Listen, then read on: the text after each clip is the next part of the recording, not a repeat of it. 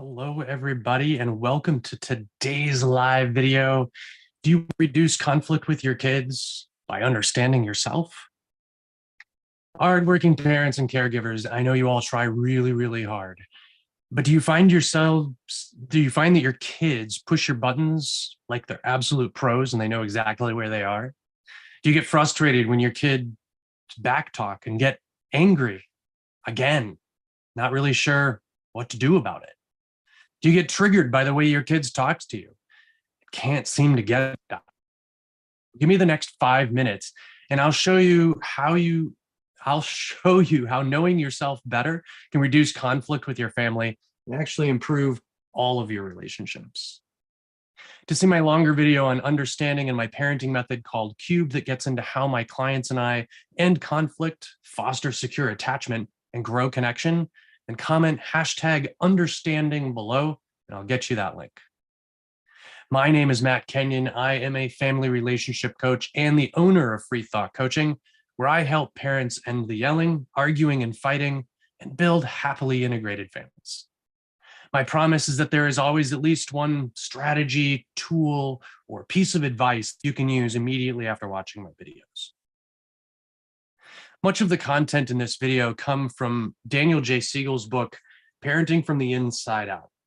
I highly recommend this book to literally all parents, no matter how old your kids are. This video will actually only cover a small piece of content of this book. Let me know in the comments below if you'd like to see a longer video that dives deeper into the concepts in this book.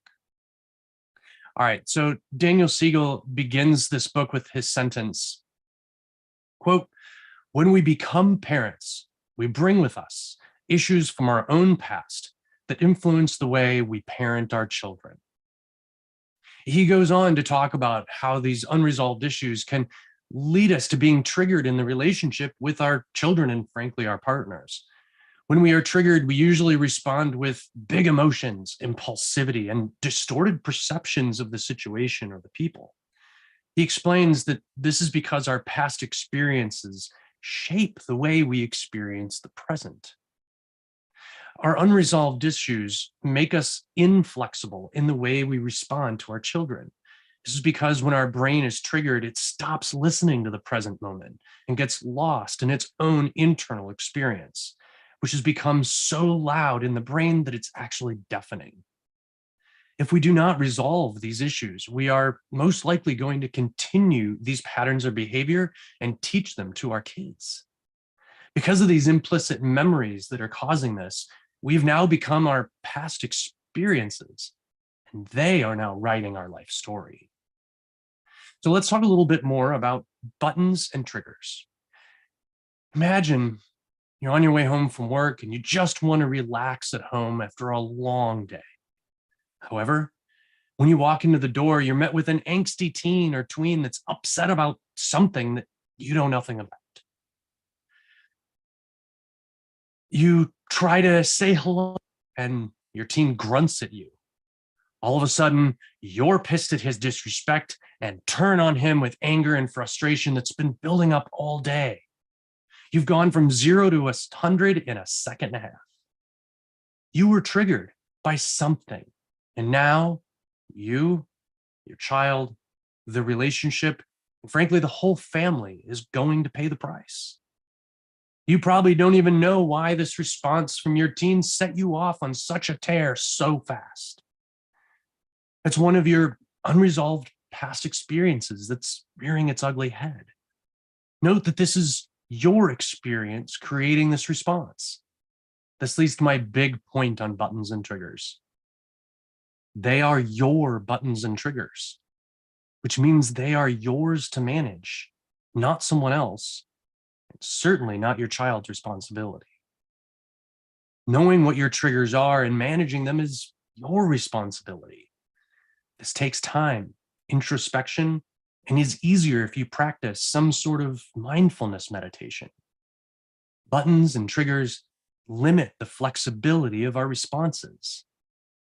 Okay, so let's talk about response flexibility. When we aren't triggered or dealing with our own big emotions or stressors, we have the ability to use our executive function abilities. This allows us to be intentional about our responses and have more response flexibility. We can improve our response flexibility, which generally just means that we could choose how we respond in any given moment. We can improve that response flexibility through introspection or looking inside ourselves to gain a better understanding of who we are in our own story and how that affects us. This skill of introspection and understanding ourselves is the same skill it takes to look into others and understand them. So by practicing introspection, we can improve our ability to understand others, have more flexibility in our responses. We can also use mindfulness practices to increase our ability to understand situations and acknowledge the feelings we're feeling without getting lost in them, thus increasing our response flexibility. By dealing with our unresolved issues and increasing our response flexibility, we can improve our abilities as parents. We level up. In closing, I want to share more words from Daniel Siegel. Quote, "We often try to control our children's feelings and behaviors when actually it is our own internal experience that is triggering our upset feelings about their behavior." Unquote. So next time you find yourself with buttons pushed, triggers pulled, and you're going from 0 to 100 in a second and a half, try to stop. Be flexible with your responses, or just walk away if you can't do that. Try mindfulness practices and introspection to improve your response flexibility and be better at parenting, and frankly, relationships in general. Remember, if you'd like to see my longer video on understanding engagement and my parenting method called Cubed, that gets into how my clients and I end conflict and open communication, then comment #understanding below in the comments, and I'll get you that link. Thanks for watching. Have a great day. Be intentional. Happy parenting.